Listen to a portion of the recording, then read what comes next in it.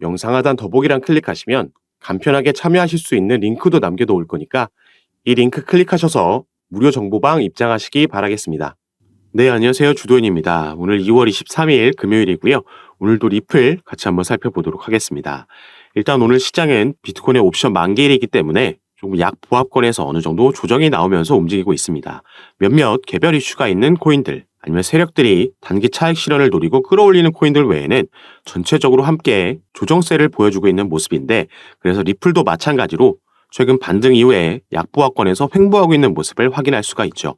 그리고 작년부터 이어진 하락 추세 채널 안에서 여전히 움직이고 있기 때문에 이 부분을 벗어나서 이 채널을 무효화시키면서 새로운 추세를 만들기 위해서는 이 채널 상단을 뚫어주는 움직임 이후에 다시 채널로 들어오는 게 아니라 이 상단의 지지를 받고 돌파한 방향으로 추가 상승력이 나와줘야 된다 보여지고 있습니다. 일단 지금까지는 이런 긍정적인 움직임이 보여지고 있지는 않지만 그래도 소송 관련해서 우리가 기대해 볼 만한 이슈들이 나오고 있고, 리플은 이 소송 이슈에 가장 크게 반응을 하면서 유의미한 상승력을 만들어냈었기 때문에 여기에 대해서 오늘 하나씩 같이 한번 살펴보면서 설명을 해드릴 건데요. 자, 그 전에 우선 가장 최근에 나온 이 기사, 리플의 현물 ETF 출시가 가능할까? 이런 제목의 기사가 나왔는데, 일단 이 부분이 추후에는 충분히 가능한 부분이다 보여지고 있지만 당장 올해에는 힘들다 생각해 볼 수 있겠죠. 비트코인의 현물 ETF는 시작됐지만 비트코인과 당장 다음 후보로 거론되고 있는 이더리움도 여러 차이점을 가지고 있기 때문에 미국의 증권거래위원회에서 이 부분을 우선적으로 판단해서 승인이냐 기각이냐 여기에 대한 결과를 지켜봐야겠고요. 이게 빠르면 5월이지만 더 늦어질 수도 있기 때문에 리플 같은 경우에는 3번 타자로 거론된다라고 해도 올해 안에는 그 결과까지 출시까지 나오긴 힘들다 보여지는 부분입니다.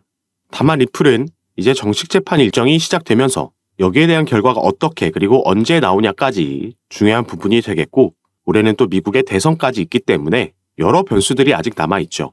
그래서 이런 거시적인 부분도 함께 살펴보면서 일단은 기다려야 되는 부분이겠다 보여지고 있고요. 조금 더 직접적으로 리플에 영향을 줄 수 있는 소식이 또 최근에 나와줬습니다. 일단 더 크립토 베이직이라는 미국의 암호화폐 매체에서 나온 기사고, 이걸 일단 한국말로 번역해 놓은 건데요. 자, SEC는 리플과 코인베이스에 대한 소송에서 큰 타격을 입었다 나와 있습니다.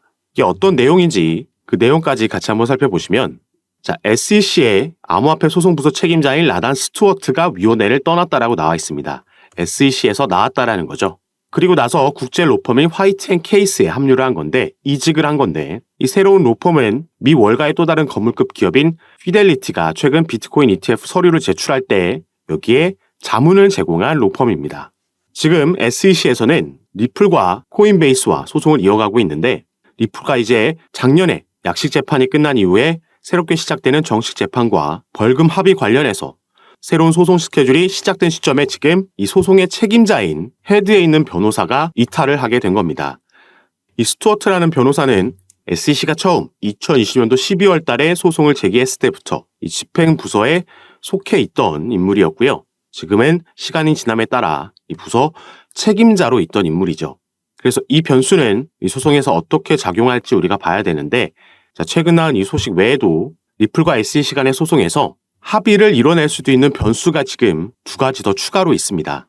리플에게는 가장 중요한 부분이 바로 이 소송인 만큼 여기에 영향을 줄 수 있는 이슈이기 때문에 이 부분도 오늘 함께 설명을 드릴 거고요.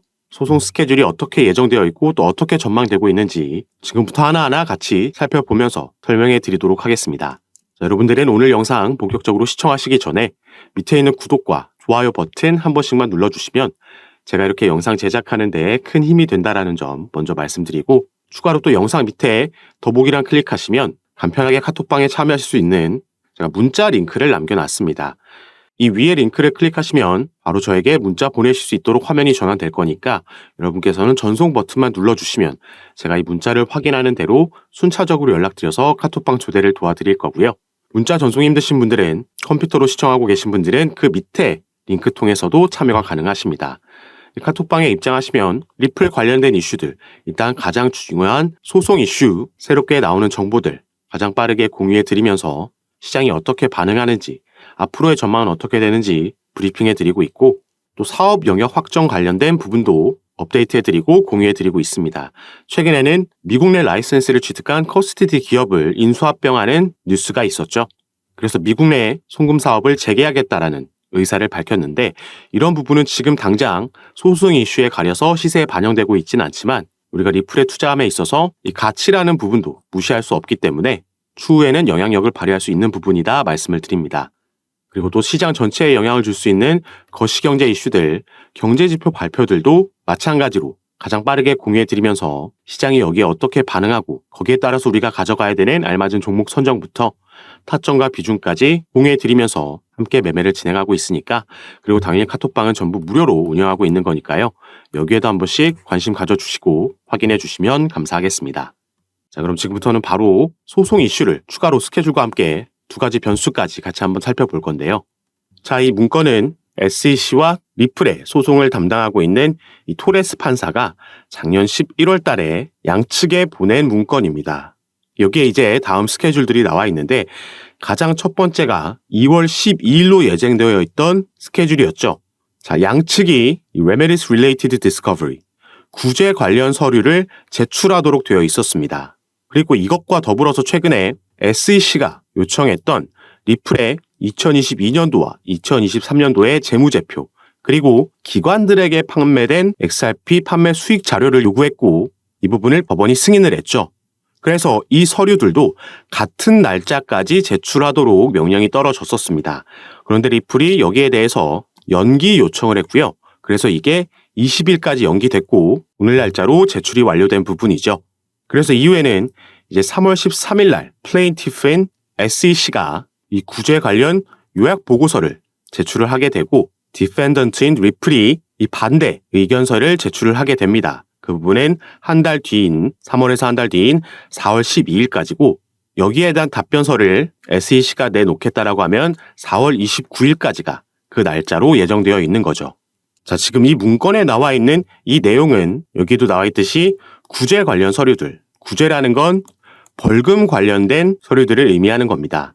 자, 작년 7월 달에 약식재판 판결문이 나왔고요. 이 판결문에서는 두 가지 다른 결과가 나왔습니다.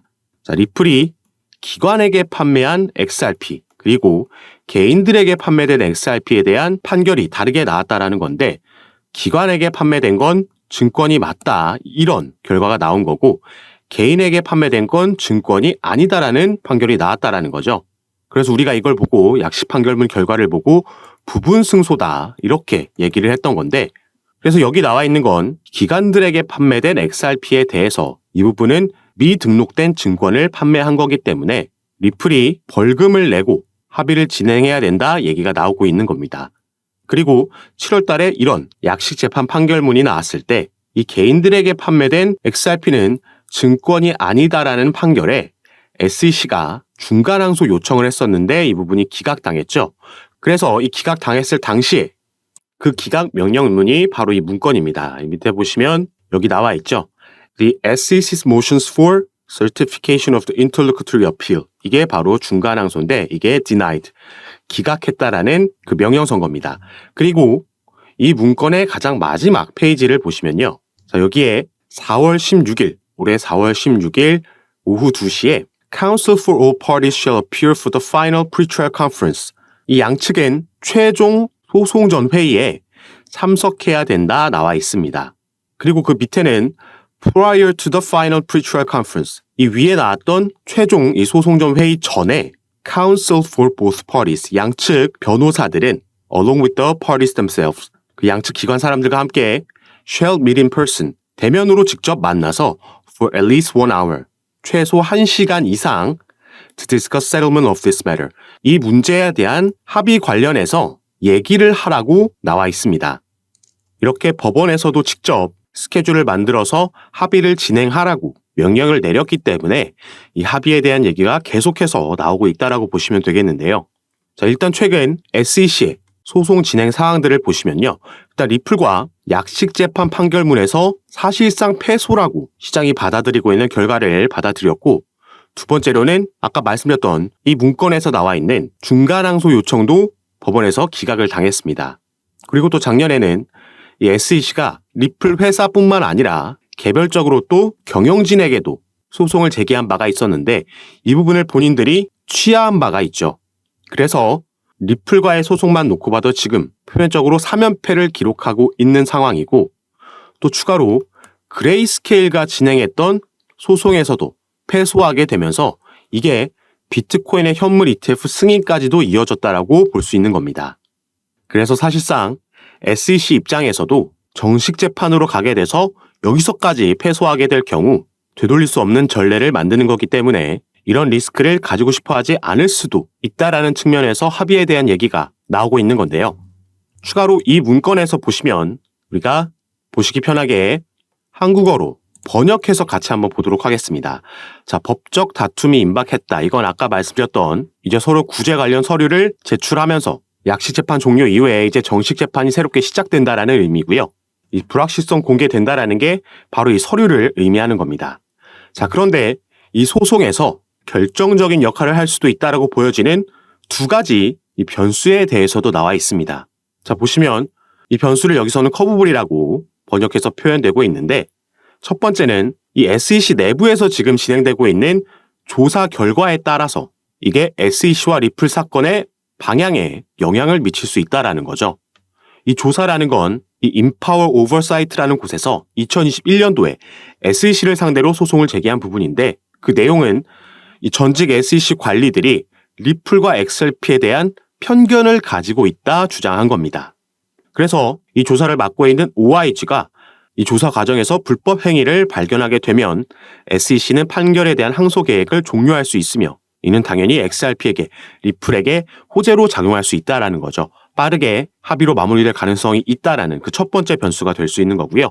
자, 두 번째 변수를 보시면 바로 SEC가 지금 동시에 함께 진행하고 있는 코인베이스와의 소송 결과가 될 수 있겠습니다. SEC는 마찬가지로 코인베이스라는 거래소에도 증권법 위반으로 소송을 제기한 바가 있는데, 자, 여기에 대해서 코인베이스는 SEC가 미국 암호화폐 거래소를 규제할 법적 권한이 없다라고 주장하면서 지급 기각 신청, 모션 투 디스미스를 제기했다라는 거죠. 그리고 SEC와 이 코인베이스의 소송에서 코인베이스가 신청한 기각 신청은 언제든지 지금 그 판결이 내려질 수 있는 시점입니다. 담당하고 있는 판사가 이미 양측의 구두 변론을 다 들은 상황이기 때문에 언제 결과가 나와도 이상하지 않다라는 거죠.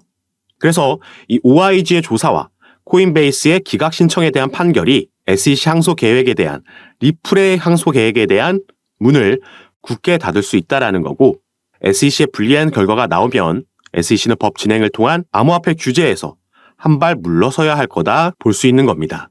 그래서 제가 당연히 이제 새롭게 시작된 리플과 SEC 간의 정식 재판 일정, 벌금 합의 관련해서도 새롭게 나오는 이슈들을 스케줄에 따라서 가장 빠르게 공유해 드리겠지만, 우리가 추가로 이 SEC의 내부 조사와 또 SEC와 코인베이스 간의 소송, 이 기각 신청 관련된 결과가 어떻게 나오는지도 함께 살펴보면서 이 내용들도 마찬가지로 카톡방에서 공유해 드릴 예정입니다.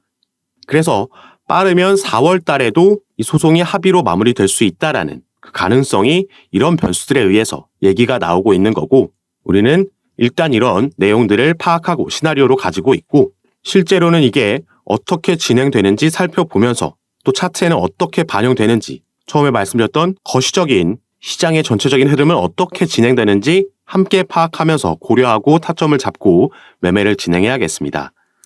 사실 지금 상황에서는 리플의 시세가 워낙 힘을 쓰지 못하고 있고, 또 3년이라는 긴 시간 동안 소송이 이어지고 있기 때문에 아무리 사업적인 영역에서 리플이 긍정적인 성과를 내고 있고, 또 최근에는 커스티디 영역에서도 인수합병 발표를 하면서 긍정적인 모습을 보이고 미국 내 사업을 재개하겠다라고 발표를 했음에도 시세가 그만큼 반영되지 못하고 있기 때문에 답답하시고 불안하신 마음이 크실 텐데, 자, 이제 다시 가장 중요한 정식 재판이 그 스케줄들이 시작되고 있는 만큼, 만약에 여기서 긍정적인 결과가 나올 경우엔 리플이 시장의 상승력을 주도할 수 있는 그런 흐름도 펼쳐질 수 있다 보고 있습니다.